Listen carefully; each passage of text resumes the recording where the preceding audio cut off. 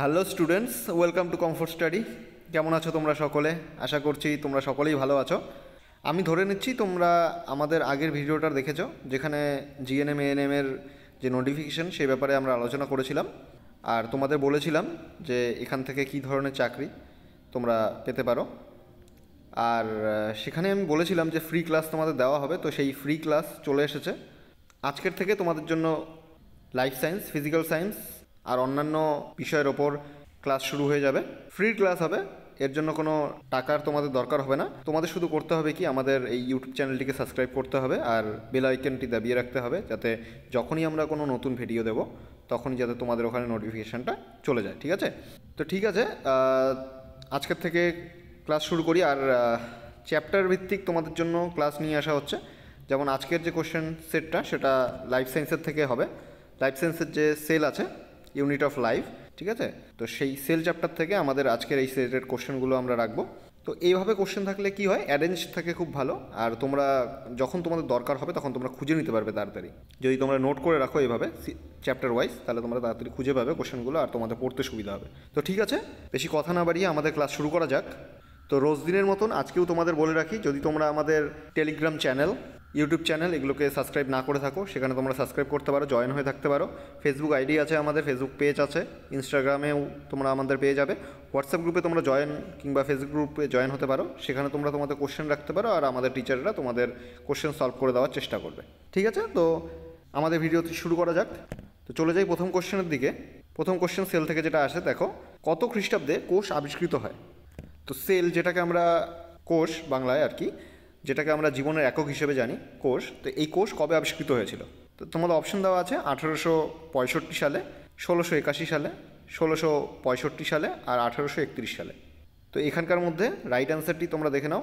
Right অ্যান্সারটি তোমাদের হয়ে যাবে 1665 সাল। অপশন নাম্বার সি হয়ে যাবে তোমাদের রাইট অ্যান্সার। ঠিক আছে, তবে তোমাদের বলে রাখি, এখানে দেখো দুটো সেলের ছবি দেওয়া আছে, একটা হলো প্লান্ট সেল, একটা হলো অ্যানিম্যাল সেল।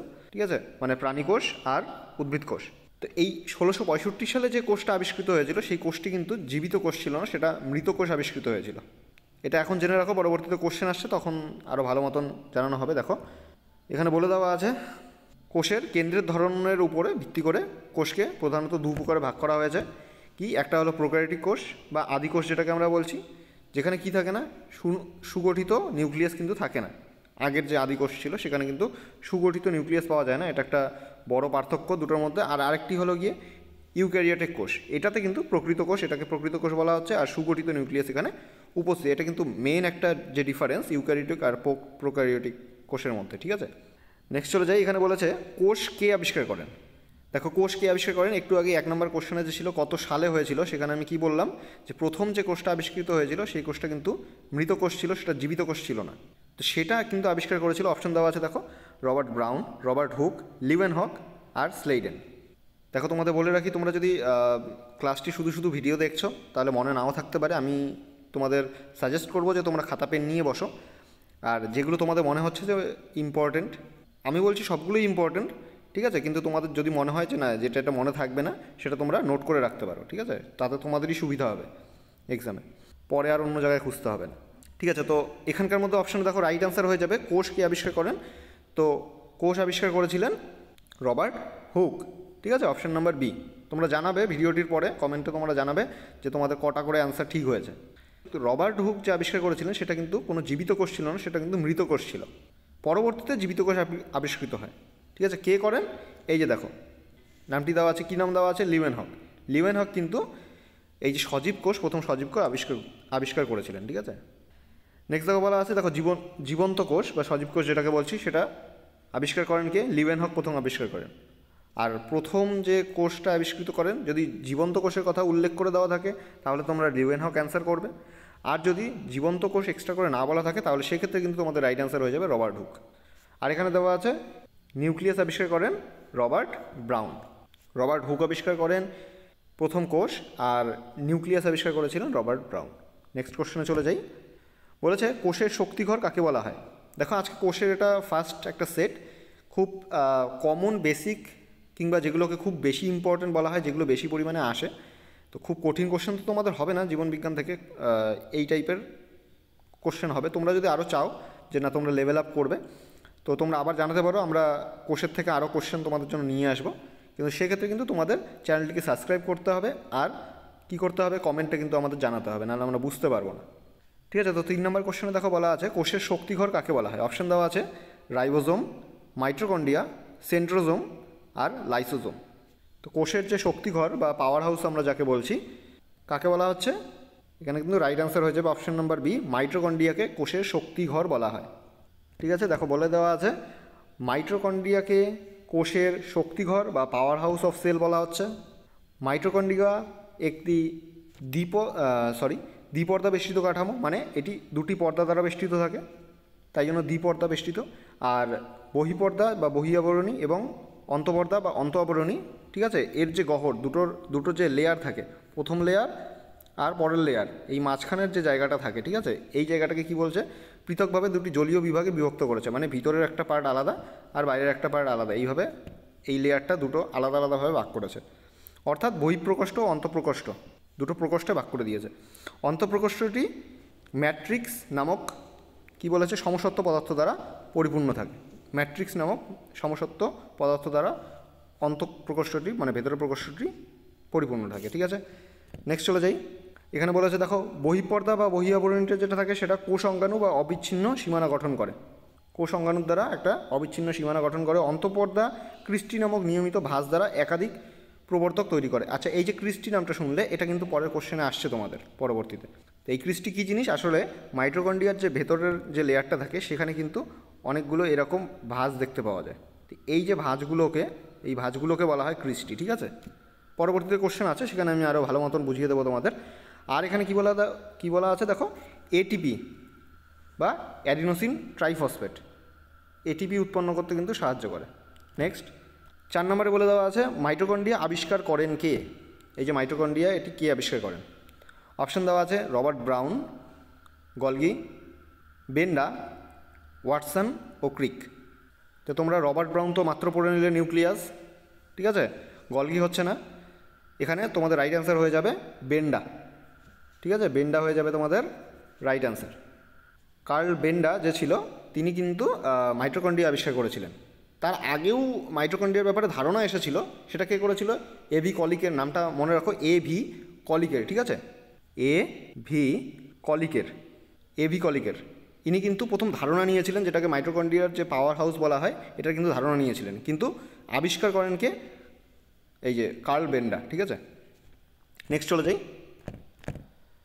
বলেছে মাইটোকন্ড্রিয়ার প্রধান কাজ। তো মাইটোকন্ড্রিয়ার প্রধান কাজ কি, অপশন দেওয়া আছে দেখো, শ্বসন, ক্ষরণ, অসম রেগুলেশন আর ফ্যাট সঞ্চয়। তো তোমরা তোমাদের অ্যান্সার পিক করো, কোনটা রাইট অ্যান্সার হয়ে যাবে। তো মাইটোকন্ড্রিয়ার যে প্রধান কাজ সেটা কিন্তু শ্বসন, যেহেতু আমরা কি জানি পাওয়ার হাউস মানে শক্তি উৎপন্ন করছে, তার মানে কি শ্বসন হয়ে যাবে এখানে রাইট অ্যান্সার। মাইটোকন্ড্রিয়ার প্রধান কাজ শ্বসন। নেক্সট চলে যাই। বলেছে কোষের মস্তিষ্ক কাকে বলা হয়। খুব ইম্পর্ট্যান্ট কোশ্চেন, খুব কমন একটা কোশ্চেন, কিন্তু এই কমন কোশ্চেনগুলোই কিন্তু পরীক্ষাতে চলে আসে, আর তোমরা প্রিপেয়ার থাকো না, তোমরা ভাবো যে খুব কঠিন কোশ্চেন আসবে, তো সেক্ষেত্রে কিন্তু এই কমন কোশ্চেন কিছু মিস হয়ে যায় বা ভুল হয়ে যায়। তো কোষের মস্তিষ্ক কাকে বলে, অপশন দেওয়া আছে মাইটোকন্ড্রিয়া, ক্লোরোপ্লাস্ট, নিউক্লিয়াস আর সেন্ট্রিওল। তো তোমরা সকলেই জানো কোষের যে মস্তিষ্ক সেটা বলা হচ্ছে নিউক্লিয়াসকে। ঠিক আছে, নেক্সট চলে যাই। আচ্ছা, এখানে বলে দেওয়া আছে দেখো রবার্ট ব্রাউন 1831 সালে কোষের নিউক্লিয়াস আবিষ্কার করেন। একটু আগেই যে কোশ্চেনটা ছিল রবার্ট ব্রাউন, আমি বলে দিলাম রবার্ট ব্রাউন কোষের নিউক্লিয়াস আবিষ্কার করেন। তো কত সালে, 1831 সালে আবিষ্কার করেন। নিউক্লিয়াসকে কোষের মস্তিষ্ক বলা হয়, যেমনটা তোমরা পড়লে। নিউক্লিয়াসে দ্বৈত স্তরযুক্ত আচ্ছাদন রয়েছে, যাকে নিউক্লিয় ঝিল্লি বলে। তো নিউক্লিয়াসের যে দ্বৈত স্তর থাকে, এই দ্বৈত স্তরটা কি, মানে দুটি স্তর, ঠিক আছে, দুটি স্তরযুক্ত আচ্ছাদন থাকে, মানে চারিদিকে ঘেরা থাকে, সেটাকে কি বলছি আমরা, নিউক্লিয় ঝিল্লি বলছি। নিউক্লিয় ঝিল্লি ছিদ্রযুক্ত, যা নিউক্লিয়াসের ভিতর থেকে তার বাইরের দিকে উপাদানকে স্থানান্তরিত করতে সাহায্য করে। তো নিউক্লিয়াসের ভেতরের যে উপাদানগুলো আছে সেগুলোকে ভেতর থেকে বাইরে স্থানান্তরের জন্য কিন্তু এই ছোটো ছোটো ছিদ্র থাকে, ঠিক আছে, ঝিল্লিতে। আচ্ছা, নেক্সট চলে যাই। এখানে বলেছে নিউক্লিয়াসে ক্রোমোজোম থাকে। তোমরা সকলেই জানো নিউক্লিয়াসের যে প্রধান যেটা বৈশিষ্ট্য বলা যেতে পারে, নিউক্লিয়াসে কী থাকে, ক্রোমোজোম থাকে, যার মধ্যে কী থাকে, বাবা মা থেকে পরবর্তী প্রজন্মের জন্য ডিএনএ, যেটাকে আমরা ডিঅক্সিরাইবোজ নিউক্লিক অ্যাসিড বলছি, সেটা থাকে, যেটা কী করে অণুর আকারে চরিত্রের উত্তরাধিকারের জন্য তথ্য থাকে, যেটার মধ্যে এই ডিএনএ কিন্তু আমাদের বাবা মার থেকে যে গুণ বা দোষগুলো সেগুলো কিন্তু পরবর্তী জেনারেশনে উত্তরাধিকারে পাঠাতে থাকে। এই ডিএনএর মধ্যে কিন্তু সেগুলো সঞ্চিত থাকে। আর এই ডিএনএটাই থাকে কোথায়? ক্রোমোজোমে। আর এই ক্রোমোজোম কোথায় থাকে? নিউক্লিয়াসে কিন্তু থাকে। ঠিক আছে, নেক্সট চলে যাই। বলেছে ক্রিস্টি পাওয়া যায় কোন কোষীয় অঙ্গাণুতে? একটু আগেই তোমাদের বললাম যে ক্রিস্টি, পয়েন্টটা মনে রাখবে। কি বললাম? ক্রিস্টি পাওয়া যায় কোন কোষীয় অঙ্গাণুতে। তো কোন কোষ অঙ্গাণু বলেছিলাম? অপশন দেওয়া আছে রাইবোজোম, মাইটোকন্ড্রিয়া, সেন্ট্রোজোম, লাইসোজোম। তো আশা করি তোমরা এটা সকলেই ঠিক করেছো। ক্রিস্টি পাওয়া যায় কোন কোষীয় অঙ্গাণুতে? মাইটোকন্ড্রিয়ায় কিন্তু পাওয়া যায়। মাইটোকন্ড্রিয়ার ভেতরের যে ভাঁজগুলো থাকে সেই ভাঁজগুলোকে আমরা বলছি ক্রিস্টি, এই ভাঁজগুলোকে। ঠিক আছে, পরবর্তীতে ছবি আছে, আমি দেখিয়ে দিচ্ছি পরে। তো এখানে 8 নম্বর কোশ্চেন বলা আছে কোন কোষ অঙ্গাণুর অপর নাম কন্ড্রিওজোম। তো কন্ড্রিওজোম কাকে বলা হচ্ছে? কন্ড্রিওজোম কার অপর নাম? এই টাইপের কোশ্চেনও কিন্তু এক্সামে এসে থাকে। তোমরা ভালোভাবে কোশ্চেনগুলো ফলো করো, যদি প্রবলেম হয় নোট তুলে রাখতে পারো। তো অপশানে দেখো দেওয়া আছে mitochondria, Golgi body, ribosome, ER. ER বলতে এখানে এন্ডোপ্লাজমিক রেটিকুলাম যেটা আছে, দুই ধরনের হয় তোমরা জানো, দুই টাইপের হয়। একটা হয় স্মুথ মানে মসৃণ, আর একটা কী হয়? অমসৃণ হয়। ঠিক আছে, মসৃণ এন্ডোপ্লাজমিক রেটিকুলাম, আর অমসৃণ যেটা হয় এন্ডোপ্লাজমিক রেটিকুলাম। একটা হয় সার এসিআর, আর একটা হয় রার এরিয়ার আর ইআর। তো এখানকার তোমাদের অ্যান্সার যেটা হবে কোন কোষীয় অঙ্গাণুকে কন্ড্রিওজোম বলা হচ্ছে, সেটা কিন্তু বলা হচ্ছে আমাদের এই মাইটোকন্ড্রিয়াকে বলা হচ্ছে। তো এ নাম্বার তোমাদের রাইট অ্যান্সার। নেক্সট চলে যাই। এখানে বলছে পর্দাবিহীন কোষীয় অঙ্গাণু হলো। দেখো পর্দাবিহীন বলতে কি বলা হচ্ছে? বাইরের যে পর্দা, কত সংখ্যক পর্দা দ্বারা বেষ্টিত থাকে।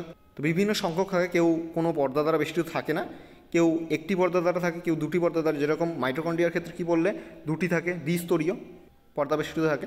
তো এখানকার ক্ষেত্রে এই কোন কোষীয় অঙ্গাণু পর্দাবিহীন হয়? এই টাইপের কোশ্চেন, এটা হয়তো আমার যতদূর মনে পড়ছে এটা তোমাদের অলরেডি জিএনএম এক্সাম, এএনএমের এক্সামে কিন্তু একবার এসেছিল। পর্দাবিহীন কোষীয় অঙ্গাণু কিংবা একক পর্দাবেষ্টিত কোষীয় অঙ্গাণু, এই কোশ্চেনগুলো কিন্তু খুব আসে। ঠিক আছে, অপশন দেওয়া আছে কি সেন্ট্রোজোম, লাইসোজোম, মেসোজোম, ইআর। তো 9 নম্বর কোশ্চেন যেটা কি পর্দাবিহীন কোষীয় অঙ্গাণু, এটা তোমাদের রাইট অ্যান্সার কী হয়ে যাবে বলো? তোমাদের এখানে রাইট অ্যান্সার হয়ে যাবে সেন্ট্রোজোম। সেন্ট্রোজোম হলো পর্দাবিহীন কোষীয় অঙ্গাণু। ঠিক আছে, নেক্সট চলে যাই। আচ্ছা, এখানে দেখো একটা লিস্ট তুলে দেওয়া আছে, তোমরা স্ক্রিনশট করে রাখতে পারো যদি চাও, কিংবা যদি চাও তোমরা নোট করে রাখতে পারো। আমি বলবো যে নোট করে রাখো, বেশি মনে থাকবে, লিখলে বেশি মনে থাকে। তো দেখো প্রথমে বলা আছে দ্বিস্তরীয় বা দ্বিপর্দাবেষ্টিত কোষীয় অঙ্গাণু কী কী? প্রথমেই বললাম মাইটোকন্ড্রিয়া, তার পাশাপাশি ক্লোরোপ্লাস্ট। এই ক্লোরোপ্লাস্ট থেকে বলে রাখি এটা সম্পর্কিত ক্লোরোপ্লাস্ট, যেটা কি এক ধরনের কি প্লাস্টিড এটা। তো ক্লোরোপ্লাস্ট কী করে? পাতার মধ্যে পাওয়া যায়, গাছের পাতার মধ্যে, যার কারণে কি হয় গাছের পাতা সবুজ হয়। ঠিক আছে, এরকমই ক্রোমোপ্লাস্ট, লিউকোপ্লাস্ট, ঠিক আছে, লিউকোপ্লাস্ট এরকম থাকে। তো আর কি আছে? নিউক্লিয়াস। তো এই যে নিউক্লিয়াস, মাইটোকন্ড্রিয়া আর ক্লোরোপ্লাস্ট, এই তিনটে কিন্তু দ্বিপর্দাবেষ্টিত কোষাঙ্গাণু। এটা কিন্তু এই ছকটা কিন্তু খুব ইম্পর্টেন্ট। এখানকার মধ্যে একটা কোশ্চেন আসতেই পারে, দ্বিপর্দাবেষ্টিত খুব বেশি পরিমাণে আসে, পর্দাবিহীন আর একক পর্দাবেষ্টিত এই দুটো খুব বেশি পরিমাণে আসতে পারে, আসার চান্স থাকে। তো একক পর্দাবেষ্টিত যেটা আছে সেটা দেখো কোষ গহ্বর। ঠিক আছে, কোষের ভেতরে যে ফাঁকা অংশটা থাকে কোষ গহ্বর। তারপর বলেছে lysosome, Golgi body, endoplasmic reticulum, দু ধরনেরই। এরপর এখানে পর্দাবিহীন কোষ অঙ্গাণুতে যদি আসি, দেখো কী দেওয়া আছে? রাইবোজোম, সাইটোস্কেলিটন, সেন্ট্রিওল, সিলিয়া আর ফ্ল্যাজেলা। তো পর্দাবিহীন কোষ অঙ্গাণুর মধ্যে এই 5টা পড়ছে, এখানে এককবিহীন কোষ অঙ্গাণুর মধ্যে এই 4টা পড়ছে, আর দ্বিপর্দাবেষ্টিত হলো 3টা পড়ছে। ঠিক আছে, এখানে দেওয়া আছে। তো এখানকার মধ্যে এই যে পর্দাবিহীন কোষ অঙ্গাণু, এখানকার মধ্যে অপশানে সবথেকে বেশি যেটা পাবে তুমি রাইবোজোম পাবে, আর এই যে সেন্ট্রিওল, এই দুটো কিন্তু অপশানে সবথেকে বেশি দেওয়া থাকে। তো সেক্ষেত্রে রাইবোজোম তোমার হয়ে যাবে পর্দাবিহীন কোষ অঙ্গাণু। ঠিক আছে, রাইবোজোম কিংবা সেন্ট্রিওল যেটাই থাকবে অপশানে। নেক্সট চলে যায় 10 নম্বর কোশ্চেন বলা আছে কোষ সম্পর্কিত অধ্যয়নকে কি বলা হয়? কোষ সম্পর্কিত যে অধ্যায়ে কি করা হয়, কোষ সম্পর্কে আমরা আলোচনা করি, সেটাকে কি বলা হয়? অপশন দেওয়া আছে মাইটোলজি, সাইটোলজি, অর্নিথোলজি আর প্যালান্টোলজি। তো কোষ সম্পর্কে যেখানে আলোচনা করা হয় সেটা হলো গিয়ে অপশন নাম্বার বি তোমাদের রাইট অ্যান্সার, সাইটোলজি। তো তোমরা এরকমভাবেও মনে রাখতে পারো, যেরকম ধরো এই যে সাইটো লেখা আছে, সাইটোর থেকে তুমি সাইটোপ্লাজম করে নিতে পারো, কোষের মধ্যে থাকে। ঠিক আছে, তো সাইটোর থেকে সাইটোলজি এরকমভাবে ধরে নিতে পারো, যেরকমভাবে তোমার সুবিধা হয়। আচ্ছা, নেক্সট চলে যাই। বলেছে প্রোটোপ্লাজম প্রথম নামকরণ করেন। তো এই যে প্রোটোপ্লাজমের প্রথম নামকরণ কে করেছিলেন? অপশন দেওয়া আছে দেখো, রবার্টসন, পার্কিনজি, প্যালার্ড, ভেদবার্গ। তো তো প্রোটোপ্লাজমের যে প্রথম নামকরণ করেছিলেন তিনি কি ছিলেন? পারকিনজি ছিলেন। পারকিনজি প্রথম প্রোটোপ্লাজমের নামকরণ করেন। নেক্সট চলে যাই। এখানে বলেছে দেখো, প্রোটোপ্লাজম হলো প্লাজমা ঝিল্লি দ্বারা ঘেরা কোষের জীবন্ত অংশ। তাহলে কোষের যে জীবন্ত অংশ সেটার নাম কি হচ্ছে? প্রোটোপ্লাজম। এটা কি থাকে? প্লাজমা ঝিল্লি দ্বারা ঘেরা থাকে, ঠিক আছে। এটি আয়ন, অ্যামিনো অ্যাসিড, মনোস্যাকারাইড, জলের মতন ছোট অণু মিশ্রণ এবং নিউক্লিক অ্যাসিড, প্রোটিন, লিপিড এবং পলিস্যাকারাইডের মতন মাইক্রোমলিকিউলের মিশ্রণে গঠিত। হয়ে গেল, মনে রাখতে পারো তোমরা এগুলো। নেক্সট বলেছে আয়তনের সর্ববৃহৎ প্রাণীকোষ কোনটি? খুব ইজি, খুব কমন, আর কুইজেও এই টাইপের কোশ্চেন কিন্তু আসে। কি আয়তনে সবথেকে বৃহৎ প্রাণীকোষ কোনটি? তো অপশান দেওয়া আছে সাইটোপ্লাজম, উট পাখির ডিম, স্নায়ুকোষ, রেমি গাছের তন্তু। দেখো, যেহেতু প্রাণীকোষের কথা বলেছে তার মানে এটা প্রথমেই ক্যান্সেল হয়ে যাচ্ছে। রেমি গাছের তন্তু হচ্ছে না এটা, ঠিক আছে। তাহলে অপশান দেওয়া আছে সাইটোপ্লাজম, উট পাখির ডিম আর স্নায়ুকোষ। তো স্নায়ুকোষ আর উট পাখির ডিমে অনেকে একটু গণ্ডগোল করে থাকে। তোমাদের বলে রাখি, সর্ববৃহৎ যদি বলে, বড় আকারে বড়, আয়তনে বড়, তো সেক্ষেত্রে কিন্তু উট পাখির ডিম হয়ে যাবে তোমাদের রাইট অ্যান্সার, ঠিক আছে। আর যদি তোমাদের বলে যে দীর্ঘতম, মানে লম্বার দিক থেকে যদি সাইজে বলে, তো সেক্ষেত্রে কিন্তু তোমাদের স্নায়ুকোষ হয়ে যাবে রাইট অ্যান্সার। প্রাণীদের মধ্যে, প্রাণীকোষের মধ্যে সবথেকে লম্বা, ঠিক আছে। নেক্সট, আচ্ছা দেখো, বলে দেওয়া আছে ক্ষুদ্রতম কোষ হলো মাইক্রোপ্লাজমা। কি বলছে? পিপিএল প্লিউরো নিউমোনিয়া সদৃশ একটা জীব। আর তারপর কি বলেছে? সবচেয়ে বড় কোষ হলো উট পাখির ডিম, যেটা মাত্র আমরা বললাম, উট পাখির ডিমের কোষ। তারপর বলেছে দীর্ঘতম কোষ হলো গিয়ে স্নায়ুকোষ, যেটা দীর্ঘতম। বড় আর দীর্ঘতমের মধ্যে তফাৎটা বুঝবে, এটা দীর্ঘতম কোষ হলো স্নায়ুকোষ। মানবদেহের সবচেয়ে বড় কোষ হলো গিয়ে স্ত্রীডিম্বাণু। যদি মানবদেহের মধ্যে বলে থাকে তাহলে সবথেকে বড় কোষ হয়ে যাবে স্ত্রীডিম্বাণু, আর মানবদেহের ক্ষুদ্রতম কোষ হয়ে যাবে পুরুষ গ্যামেট, বা যেটাকে আমরা শুক্রাণু বলেছি, ঠিক আছে। নেক্সট চলে যাই। আচ্ছা, এখানে ছবি দেওয়া আছে, দেখো, উট পাখির ডিমের ছবি দেওয়া আছে, মাইক্রোপ্লাজমার দেওয়া আছে, ঠিক আছে, হিউম্যান এগ, ঠিক আছে, শুক্রাণুর ছবি দেওয়া আছে এখানে। তারপর তোমাদের যেটা নিউরন, যেটাকে আমরা বলছি, সেটা স্নায়ুকোষ। নেক্সট চলে যাই। বলেছে কোয়ান্টোজোম অবস্থান করে কোথায়? কোয়ান্টোজোম অবস্থান করে কোথায়? অপশান দেওয়া আছে, দেখো, লিউকোপ্লাস্টে, ক্লোরোপ্লাস্টে, ক্রোমোপ্লাস্টে আর জ্যান্থোপ্লাস্টে। তো এই কোয়ান্টোজোম যে আছে, এই কোয়ান্টোজোম কিন্তু কোথায় থাকে?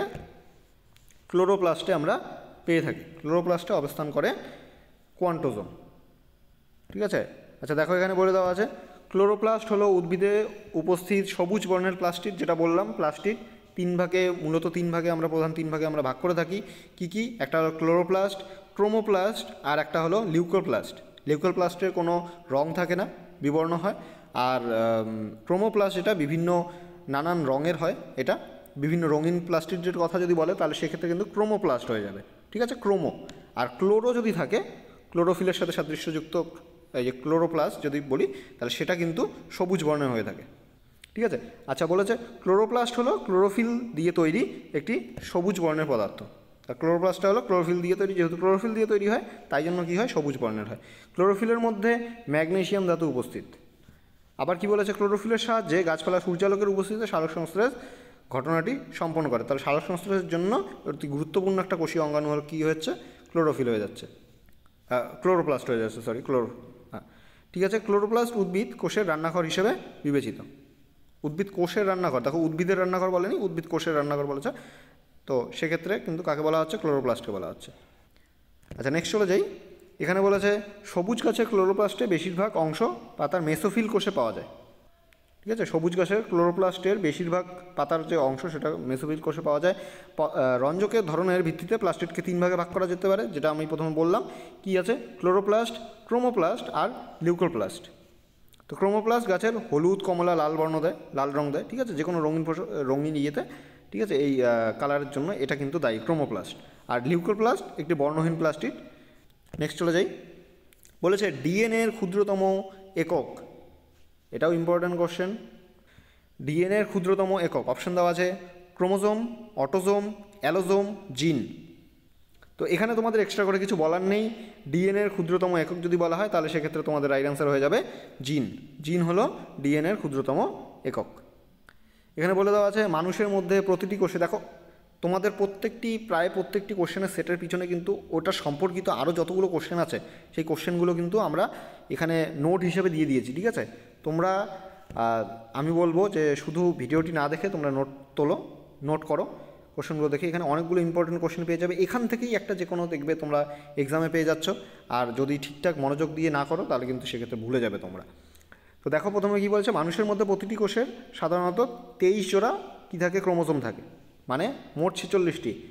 এই কোশ্চেনটাও কিন্তু ইম্পর্টেন্ট। এখানে জোড়া আর মোট সংখ্যা এই দুটোর মধ্যে কিন্তু অনেক গণ্ডগোল করে অনেকে 23টি দেয় কিংবা 46 জোড়া দেয়, সেক্ষেত্রে কিন্তু পুরোপুরি ভুল হয়ে যাবে। 23 জোড়া কিংবা 46টি, ঠিক আছে। আচ্ছা, বলেছে এর মধ্যে 22 জোড়া, যেটাকে আমরা অটোজোম বলছি, এগুলি পুরুষ এবং মহিলা উভয়ের ক্ষেত্রে একই রকম দেখা যায়। এই যে অটোজোম যেটা আছে 22 জোড়া, আর 1 জোড়া মানে দুটো থেকে যায় এক্সট্রা। আচ্ছা, 23তম জোড়াটি মানে যে লাস্ট যে জোড়া মানে দুটো, ওই যৌন ক্রোমোজোম বা অ্যালোজোম নামে পরিচিত, ঠিক আছে, যা পুরুষ এবং মহিলাদের মধ্যে ভিন্ন ভিন্ন হয়। পুরুষদের মধ্যে কী হয়, পুরুষদের মধ্যে হয় XY, আর মহিলাদের ক্ষেত্রে সেটা হয় XX হয়ে যায়, ঠিক আছে। মহিলাদের মধ্যে X ক্রোমোজোমের দুটি অনুলিপি রয়েছে, যেরকম কী হয়ে যায় সেটা XX হয়ে যায়, আর পক্ষান্তরে পুরুষদের মধ্যে একটি X আর একটি Y ক্রোমোজোম রয়েছে, ঠিক আছে। 23 জোড়ার মধ্যে তাহলে আমরা কি পড়লাম, দেখো 23 জোড়া ক্রোমোজোম থাকে, তার মধ্যে থেকে 22 জোড়া, ঠিক আছে, 22 জোড়া হয়ে যায় অটোজোম, যেটা কী হয় পুরুষদের ক্ষেত্রে আর মহিলাদের ক্ষেত্রে একই রকম হয়। বাকি যে 1 জোড়া থেকে যায় সেই 1 জোড়াতে ডিফারেন্স থাকে। পুরুষদের ক্ষেত্রে কী হয়ে যায়, X আর Y দুটোই থাকে, আর মহিলাদের ক্ষেত্রে কিন্তু সেটা কী হয়ে যায়, X আর X একই রকম দুটো ক্রোমোজোম থাকে, X ক্রোমোজোম দুটো থাকে, ঠিক আছে। তো আশা করছি তোমাদের এত অবধি তোমরা বুঝতে পারছো, ঠিক আছে। কিংবা কোনো জায়গায় যদি তোমাদের বলে যে অটোজোমের সংখ্যা কত, সেক্ষেত্রে তোমাদের বলতে হবে 22 জোড়া, আর যদি বলে অ্যালোজোমের সংখ্যা কত, তাহলে সেক্ষেত্রে কিন্তু হবে 1 জোড়া, ঠিক আছে। নেক্সট চলে যাই, বলেছে প্রাণী কোষে কোন কোষ অঙ্গাণু স্পিন্ডিল তৈরি করে। স্পিন্ডিল বা স্পিন্ডল যেটাকে আমরা বলছি, প্রাণী কোষে কোন কোষ অঙ্গাণু স্পিন্ডল তৈরি করে। অপশান দেওয়া আছে রাইবোজোম, সেন্ট্রোজোম, লাইসোজোম, মাইটোকন্ড্রিয়া। এই কোষ অঙ্গাণুর মধ্যে যে স্পিন্ডল দেখা যাচ্ছে, এটি কিন্তু ইম্পর্টেন্ট ওয়ার্ড একটা, ঠিক আছে। স্পিন্ডল মনে রাখবে। স্পিন্ডল কোথায় দেখা যাচ্ছে, স্পিন্ডল দেখা যাচ্ছে তোমাদের সেন্ট্রোজোমে, ঠিক আছে। অপশান নাম্বার বি তোমাদের হয়ে যাবে রাইট অ্যান্সার। সেন্ট্রোজোমের মধ্যে স্পিন্ডল দেখা যাচ্ছে শুধু। নেক্সট, উদ্ভিদ কোষ প্রাচীরের মুখ্য উপাদান। দেখো এই যে কোষ প্রাচীর যে থাকে, কোষ প্রাচীর কিন্তু দেখো উদ্ভিদ কোষেই শুধুমাত্র পাওয়া যায়। প্রাণী কোষে কিন্তু কোষ প্রাচীর থাকে না, শুধুমাত্র কী থাকে, কোষ পর্দা থাকে। আর উদ্ভিদ কোষে কোষ প্রাচীরও থাকে, পাশাপাশি কোষ পর্দাও কিন্তু থাকে, দুটোই থাকে। কিন্তু প্রাণী কোষের ক্ষেত্রে শুধুমাত্র কোষ পর্দা থাকে, কোষ প্রাচীর থাকে না, ঠিক আছে। তো এখানে কোশ্চেনটা বলেছে উদ্ভিদ কোষ প্রাচীরের মুখ্য উপাদান, উদ্ভিদ কোষ প্রাচীর কী দিয়ে তৈরি, ঠিক আছে। অপশান দেওয়া আছে দেখো ক্যালোস, পেকটোস, সেলুলোজ, পেপটাইড ও গ্লাইকেন, ঠিক আছে। তো উদ্ভিদের যে কোষ প্রাচীর সেটা কিন্তু মূলত কী দিয়ে তৈরি, সেলুলোজ দিয়ে তৈরি। আচ্ছা, নেক্সট চলে যাই, বলেছে প্রোক্যারিওটিক কোষে কোনটি অনুপস্থিত। আমরা প্রথমেই ভেতরের গঠন হিসেবে দুভাগে ভাগ করে নিলাম। প্রথমেই কি বললাম, একটা হলো প্রোক্যারিওটিক, একটা হলো ইউক্যারিওটিক। প্রোক্যারিওটিক বলতে আমরা আদি কোষকে বোঝাচ্ছি, ইউক্যারিওটিক বলতে আমরা যে আদর্শ কোষ সেটাকে বোঝাচ্ছি, ঠিক আছে। তো প্রোক্যারিওটিক কোষে কোনটি অনুপস্থিত। অপশন দেওয়া আছে কোষ প্রাচীর, কোষ পর্দা, রাইবোজোম, নিউক্লিয় পর্দা। তো প্রোক্যারিওটিক যে কোষ ছিল সেখানে কিন্তু নিউক্লিয় পর্দা অনুপস্থিত ছিল, নিউক্লিয় পর্দা এখানকার মধ্যে থাকে না। অনেকে রাইবোজোম দিয়ে ভুল করে, আমি অনেককেই দেখেছি যে রাইবোজোম দিয়ে গন্ডগোল করে। রাইবোজোম কিন্তু হবে না অ্যান্সার, তোমাদের রাইট অ্যান্সার হয়েছে নিউক্লিয় পর্দা। নিউক্লিয় পর্দা প্রোক্যারিওটিক কোষে অনুপস্থিত। নেক্সট চলে যাই, বলেছে কোন কোষীয় অঙ্গাণু অ্যাক্রোজোম গঠনে অংশ নেয়। কোন কোষীয় অঙ্গাণু অ্যাক্রোজোম গঠনে অংশ নেয়। দেখো এখানে যে সামনের অংশটা, এটা কি বলছি, অ্যাক্রোজোম বলছি। এটা গঠনে কোন কোষীয় অঙ্গাণু অংশ নিচ্ছে। তো অপশান দেওয়া আছে মাইটোকন্ড্রিয়া, প্লাস্টিড, গলগি বডি, এন্ডোপ্লাজমীয় জালিকা। তো সামনের যে অংশটা থাকে সেই অংশটা, যেটাকে আমরা অ্যাক্রোজোম বলছি, এই অ্যাক্রোজোম গঠনে অংশ নেয় Golgi body. Option number C তোমাদের রাইট অ্যান্সার, ঠিক আছে। নেক্সট দেখো এখানে বলে দেওয়া আছে গলগি বস্তু কী করে। গলগি বস্তু প্রোটিন সঞ্চয় ও নিঃসরণে সাহায্য করে। প্রোটিন সঞ্চয় করতে সাহায্য করে এবং নিঃসরণে সাহায্য করে। এটি 1898 সালে ক্যামিলো গলগি দ্বারা প্রথম বর্ণিত হয়েছিল, মানে প্রথম চিহ্নিতকরণ হয়েছিল কি ক্যামিলো গলগি দ্বারা। ক্যামিলো গলগি প্রথম চিহ্নিতকরণ করেছিল কি 1898 সালে গলগি বডি।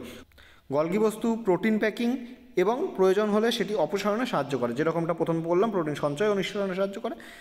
আচ্ছা, তারপর কি বলেছে, কখনো কখনো জটিল শর্করা গলগি বস্তুর মধ্যে সরল শর্করাতে ভেঙে যায়। তো কিছু কিছু জটিল শর্করাকে ভেঙেও ফেলে, সরল শর্করাতে পরিণত করে ভেঙে কে, এই গলগি বডি।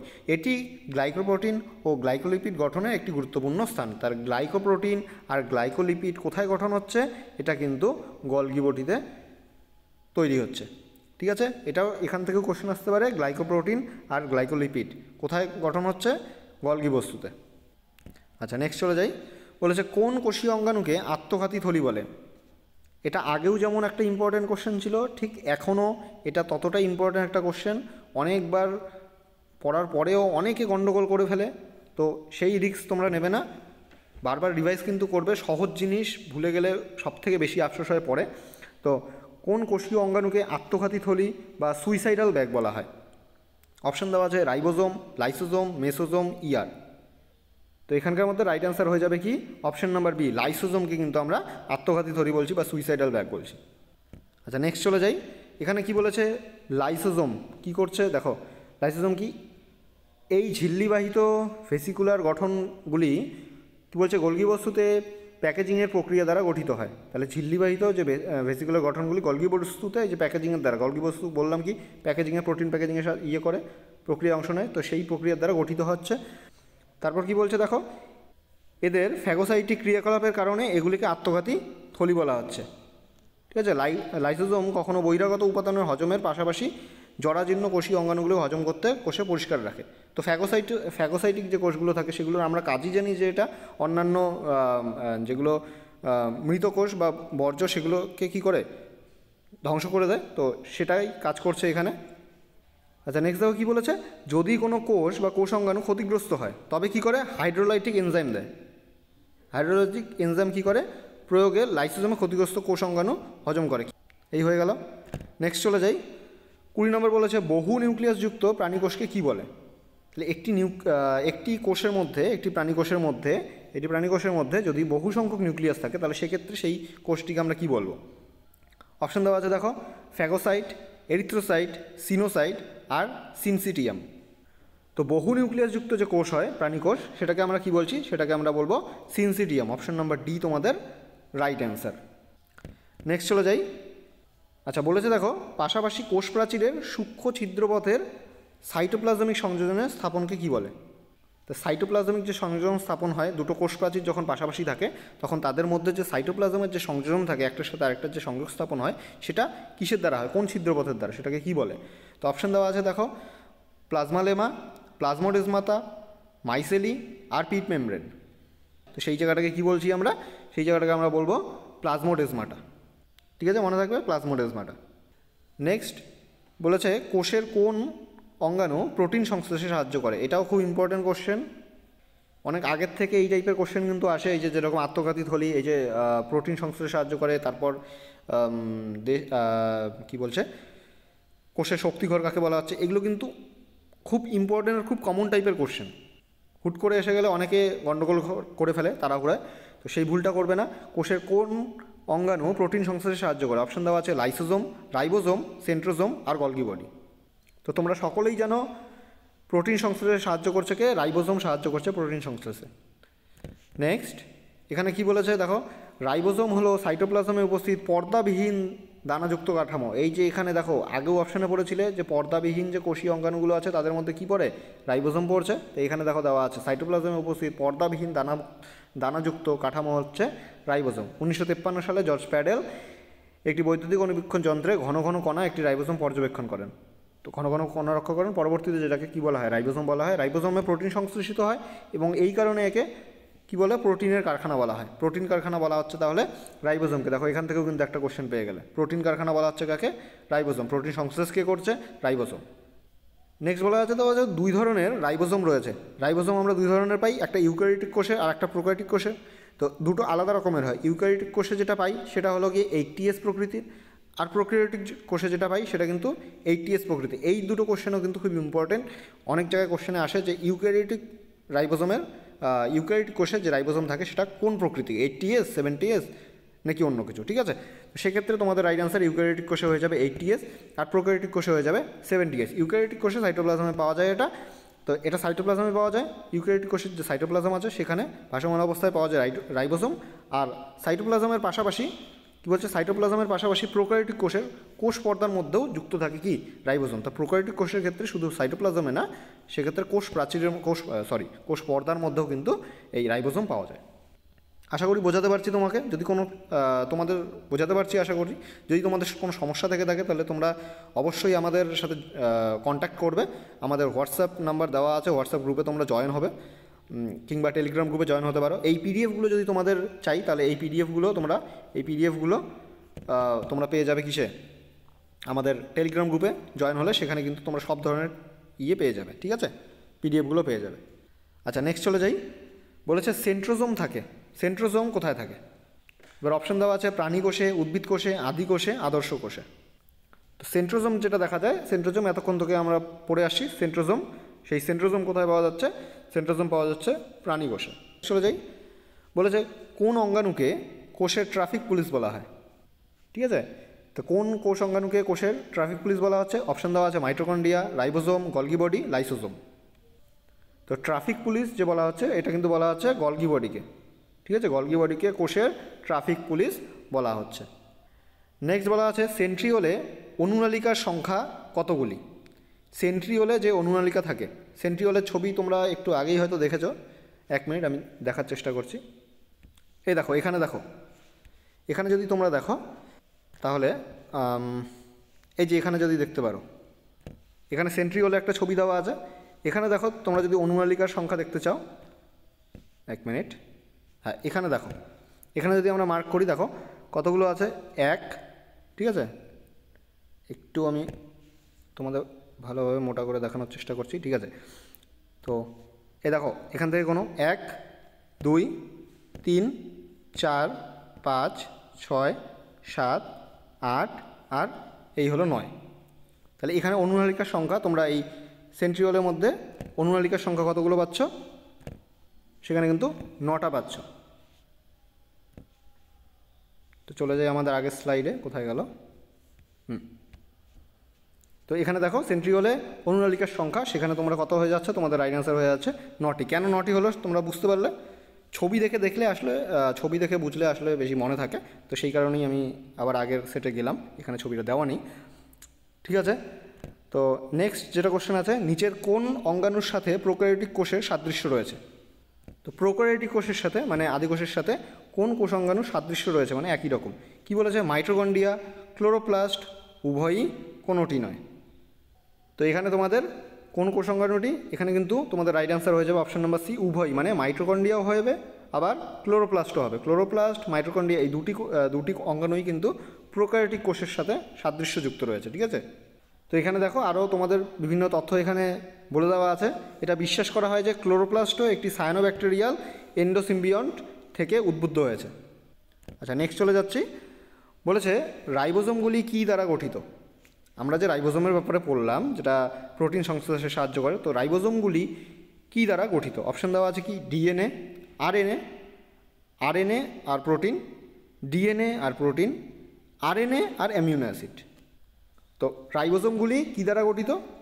তো এখানকার অপশানের মধ্যে দেখো, যেহেতু প্রোটিন সংশ্লেষ করছে আমরা ধরে নিচ্ছি যে প্রোটিন হবে, ঠিক আছে। আর কি হতে পারে, ডিএনএ নাকি আরএনএ? তো রাইবোজোমে কিন্তু আরএনএ ও প্রোটিন দ্বারা গঠিত। রাইবোজোমগুলি আরএনএ ও প্রোটিন দ্বারা গঠিত হয়, ঠিক আছে। অপশন নাম্বার বি তোমাদের এখানে রাইট অ্যান্সার হয়ে যাচ্ছে। নেক্সট কোশ্চেনে চলে যাই। বলেছে ফ্লিপ ফ্লপ সঞ্চালন দেখা যায় কোথায়? তো এই ফ্লিপ ফ্লপ সঞ্চালন, যেটাকে আমরা আরেকটা নাম জানি, কি জানি? ট্রান্সভার্স ডিফিউশন জানি আমরা। মানে কি করে? কোষের এক সাইড থেকে আরেক সাইডে চলে আসে, ঠিক আছে। অঙ্গাণুগুলি কি করে? এক সাইড থেকে আরেক সাইডে চলে আসে। এই যে চলে আসাকে, এটাকে কি বলছি আমরা? ফ্লিপ ফ্লপ বলছি, ঠিক আছে। এই সঞ্চালনটি কোথায় দেখা যায়? বলেছে মাইটোকন্ড্রিয়া, গলগি বডি, কোষ পর্দা, এন্ডোপ্লাজমিক রেটিকুলাম। তো এই ফ্লিপ ফ্লপ সঞ্চালন যেটা আছে সেটা কিন্তু দেখা যাচ্ছে আমাদের কোষ পর্দার মধ্যে, ঠিক আছে। কোষ পর্দা, অপশন নাম্বার সি তোমাদের রাইট অ্যান্সার। নেক্সট চলে যাই। বলেছে প্রোটোপ্লাজমই জীবনের ভৌত আধার উক্তিটি কার? অপশন দেওয়া আছে হেকেল, টমাস হাক্সলে, পোর্টার, বেন্ডেন। তো এই যে উক্তিটি তোমাদের সামনে দেওয়া রয়েছে, এটা কিন্তু এই উক্তিটি টমাস হাক্সলের লেখা, ঠিক আছে। কি? প্রোটোপ্লাজমই জীবনের ভৌত আধার, এটা কে বলেছিলেন? টমাস হাক্সলে। আচ্ছা, নেক্সট এখানে বলেছে 19বিংশ শতাব্দীর গ্রেট ব্রিটেনে টমাস হেনরি হাক্সলি জীবের বিকাশ ও বিবর্তনমূলক ইতিহাসের সঙ্গে সংযোগের প্রস্তাব করেছিলেন। পূর্বে ধারণ করা হোমোলজির ধারণার সমালোচনা করেছিলেন। পূর্বে ধারণ করা যে হোমোলজির ধারণা ছিল সেটার সমালোচনা তিনি করেছিলেন। আর কি, চার্লস ডারউইনের বিবর্তন তত্ত্বকে প্রচার করেছিলেন। তো চার্লস ডারউইনের যে বিবর্তন তত্ত্বটা আছে সেটাকে প্রচার করেছিলেন। অনেকেই তাকে কী বলা হয়, ডারউইনের বুলডগ বলে ডাকতেন। তাহলে ডারউইনের বুলডগ কাকে বলা হচ্ছে? টমাস হাক্সলিকে। নেক্সট আমাদের 30 নম্বর কোশ্চেন, আর আমাদের এই সেটের আজকের ভিডিওর লাস্ট তোমাদের কোশ্চেন। তো এখানে বলা আছে মাইটোকন্ড্রিয়াকে অর্ধ স্বনির্ভর অঙ্গাণু বলা হয়, তার কারণ কি, বলা হয় কেন? খুব ইম্পর্ট্যান্ট একটা কোশ্চেন, লাস্ট কোশ্চেন, খুব ইম্পর্ট্যান্ট একটা কোশ্চেন। মাইটোকন্ড্রিয়াকে অর্ধ স্বনির্ভর অঙ্গাণু বলা হয় কেন? অপশন দেওয়া আছে নিজস্ব প্যাঁচানো ডিএনএ উপস্থিত, এটি স্বপ্রজননশীল, প্রোটিন সংশ্লেষে সক্ষম, সবকটি। তো এই মাইটোকন্ড্রিয়া আর যে আমরা একটু আগে বললাম যে ক্লোরোপ্লাস্ট, এই দুটোই কিন্তু আমরা কি বলতে পারি, অর্ধ স্বনির্ভর বলতে পারি। ঠিক আছে, কেন? কারণ এদের নিজস্ব যে ডিএনএ সেটা কিন্তু নিজস্ব ডিএনএ থাকে, আর প্রোটিন সংশ্লেষে সক্ষম কারণ এই যে মাইটোকন্ড্রিয়া এর কিন্তু নিজস্ব রাইবোসোম থাকে। ঠিক আছে, নিজস্ব রাইবোসোম ও ডিএনএ কিন্তু থাকে, যার জন্য কী হয়, প্রোটিন সংশ্লেষে সক্ষম হয়, আর এটি স্বপ্রজননশীল। তো এখানকার মধ্যে রাইট অ্যান্সার তোমাদের হয়ে যাবে অপশন নাম্বার ডি, সবকটি। তাহলে কিসের জন্য অর্ধস্বনির্ভর বলা হচ্ছে? প্রথমত নিজস্ব প্যাঁচানো ডিএনএ থাকে, এরা স্বপ্রজননশীল হয় মানে নিজে নিজে প্রজনন করতে পারে, আর প্রোটিন সংশ্লেষে সক্ষম হয় কারণ এর রাইবোসোম থাকে। ঠিক আছে, তো এই ছিল আজকে আমাদের কোশ্চেন। যদি সেটটি তোমাদের ভালো লেগে থাকে, যদি তোমাদের ভিডিওটি ভালো লেগে থাকে, তাহলে অবশ্যই ভিডিওটিকে একটা লাইক করবে, এতে আমরা খুব মোটিভেশন পাই। আর চ্যানেলটিকে তোমরা সাবস্ক্রাইব করবে, যাতে এতে কিন্তু আমাদের থেকে তোমাদের লাভ বেশি। তোমাদের জন্য এই সাবস্ক্রাইব আর লাইক পুরোপুরি একেবারে ফ্রি, কিন্তু আমাদের এতে অনেক হেল্প হয়। তো তোমরা প্লিজ চ্যানেলটিকে সাবস্ক্রাইব করবে, আর ভিডিওটি পছন্দ হলে সেটাকে লাইক করবে। আর যদি তোমাদের এরকম চেনা জানা কেউ থাকে যে জিএনএম এএনএমে পড়ার জন্য ইচ্ছুক, কিংবা যে কোনো অন্যান্য গভর্নমেন্ট এক্সামে বসতে চায়, তারা কিন্তু আমাদের চ্যানেলটিকে সাবস্ক্রাইব করতে পারে, তাদের কাছে ভিডিও শেয়ার করতে পারো। অন্যান্য ভিডিও দেখার জন্য আমাদের চ্যানেলের ভিতরে ঢোকো, সেখানে ভিডিও সেকশনে যাও, সেখানে তোমরা অনেক ধরনের ভিডিও পেয়ে যাবে। তো আশা করছি তোমাদের ভিডিওটি ভালো লেগেছে। শেষ পর্যন্ত ভিডিওটি দেখার জন্য তোমাদের জানাই থ্যাংক ইউ। আর আবারও বলছি, টেলিগ্রাম চ্যানেল, সেখানে জয়েন হতে পারো, সেখানে তোমরা পিডিএফ পেয়ে যাবে। আর হোয়াটসঅ্যাপ গ্রুপ কিংবা ফেসবুক গ্রুপে তোমরা কিন্তু সেখানে তোমাদের কোশ্চেন রাখতে পারবে, সেখানে তোমাদের যে কোনো টাইপের কোশ্চেন পড়াশোনা সম্পর্কিত আমরা স্যাররা তোমাদের কোশ্চেন সলভ করার চেষ্টা করব। তো ঠিক আছে, এই ছিল আমাদের আজকের ভিডিও। দেখা হচ্ছে তোমাদের সাথে আরও একটি ভিডিওতে। ততদিনের জন্য পড়াশোনা চালাতে থাকো। বাই।